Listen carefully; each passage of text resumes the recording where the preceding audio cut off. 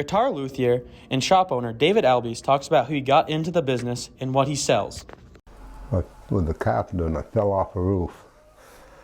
Dislocated my hip and both shoulders. Nobody wants to hire a carpenter, can't climb the ladder. So I started this 22, 23 years ago.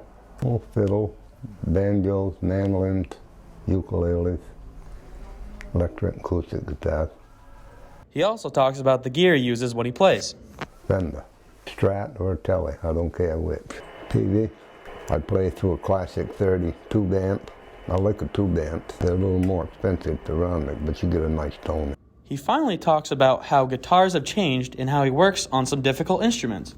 The guitars have got better. Even the cheap ones coming out of China, they're pretty good guitars today. They used to be garbage, but they're not anymore.